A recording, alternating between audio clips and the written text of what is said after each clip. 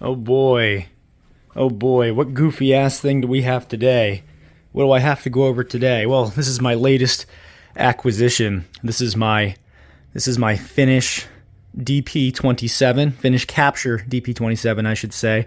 And I'm gonna go over the horrors within because while it looks kind of nice on the outside, there's some naughtiness going on here because this thing is it's had a rough life.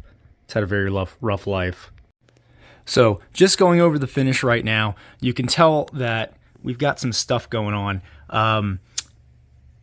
It's this bead blasted kind of little roughish finish with, I guess, bluing. I don't really know. You can see where the weld marks were, whatever. You can't get the materials perfectly matching. I understand that. But I had to come in here and do some hand filing because the welds were just not great. Oh, we got a little bit of porosity right there. That's great. We love porosity. What is this? Well, this is a DP27 kit that I had welded up by a business, and I will not name them, but I've been left really wishing they had done a better job and wishing I had gone to another prominent DP reassembler, I guess, parts kit rebuilder. The prominent markings are gone. I don't know what year this guy was made. It is an early one, though, as you can tell by that front milled magazine retention lug rather than a stamped sheet metal one. But it's a shame because this did have the original serial number rather prominent, like there is on this lower, as well as the SA mark. That is now gone. I understand that when you re-weld these things, you need to kind of come in and refinish stuff. But I was told that this guy was going to be polished and blued, and he is not. He is not polished and blued. He's, I guess, kind of blued, but it didn't really matter because I had to come in and do a whole bunch. We're just going to knock it over. Why not? Who gives a shit? I had to come in and do quite a bit of work. You can see more silver spots because the welds were not properly rounded over. And you see a fun little hole right there. You see that hole? You want to know what that hole is? That hole is there because when I went to go put my barrel in, it wouldn't fit. There was a glob of weld right there. And the only way I could get it out, the only way I could reach inside there was with the drill. I had to drill that out. There's a little hole there now. What else is wrong with this guy? Well, the magazines didn't fit. I had to grind on the back of these guys and file this guy down to make them fit properly. So that's awesome. They told me they were going to re-weld my original dust cover. They did not. They didn't even return me the pieces, which is cool. I ended up having to buy my own for $8 from a company that advertised them pretty much as non-functional. They're there simply to fill the gap because they won't slide. They're not the right spec, and they're rather crudely made. But hey, it's better than just having a big empty space there. Not that one would have fit. That one's okay right there. But underneath this guy, where all this is, dude, that rail is bad. And it looks like someone went after it with a Dremel, and you can still see materials missing there. So that's also awesome. The bolt didn't fit. The semi-auto bolt carrier didn't fit. There was a whole bunch of grime on the inside of here on the rails that I had to come in and clean up because the weld back here was pretty bad. Up here it was okay, but inside here, no, it was pretty bad. I gave them the rear. They requested I give them the lower assembly. And I should mention that SMG Gunworks was the ones who did the conversion to the lower and to the bolt assembly group. I bought this parts kit specifically because those components were already converted to semi-auto. The only thing that wasn't was the receiver because it was a parts kit. It was all chopped up. So SMG Gunworks did the lower, the bolt. I have no issue with that. That stuff's great. But they requested, the guy who welded this up, requested I give him the lower so he could make it fit. Cool, no problem. Didn't give him the stock. Wasn't necessary. In order to get this guy off, when I got it back, I needed to use a rubber mallet with the stock on, with like the hammer behind my head amount of force, bringing it down. So like the hammer, the rubber mallet is literally behind my shoulder, and I had to whack this stock to get this off. I know they were tight. I know historically that hammers were required, but holy shit, dude. So I've taken care of that as well. I'm going to take care of the finish at some point too, because this is just dog shit. I mean, again, I was told it would be polished and reblued, and man, that is not polished. That's just bead blasted. So that's great.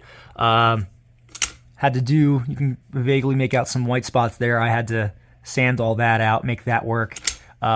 Which really doesn't make a whole lot of sense to me, because this guy wouldn't come off, this shroud, because I wanted to just send them the receiver, but the shroud wouldn't come off of its threads. Before I go any further with this, though, I want to make something very well known. When I voiced my problems with the guy who rewelded this, and he is a professional guy, I'm not going to name him again, but when I voiced my concerns, nothing fit. And he told me that I could send it back to him. And I'm like, no, I'm not going to send it back to you. You couldn't make it work the first time. I'm not paying shipping to have you not be able to do it again. But he told me that all of his parts fit. He told me that all the test parts fit. All the parts that he had. Again, I had to modify my magazines. I even had to open up the magazine well. Right back here. You can see a little bit of the white spots. I had to open that up because the spec here was wrong. The barrel was set too far back, and I'm going to show you that, and that's the horrifying thing. That's the stuff on me, but like the only way to make this gun run was to do some sketchy shit, perform some black magic on the inside. But he told me everything that he had at his shop fit. Again, it couldn't. It literally couldn't. There was a glob of weld inside the barrel channel that prevented you from seating a barrel. I had to drill a hole in there to get that out. So it definitely did not fit. That was a blatant lie. So that's awesome. But let me open it up and show you what I had to do to make this thing work. Okay, I've got the gun apart. Here's the barrel. Now I've reblued this, so it doesn't immediately come off as too bad. But I had to reshape all this back here. And that's not because the barrel originally did not have a good profile to it. It's because, again, no dimensions on this gun were right.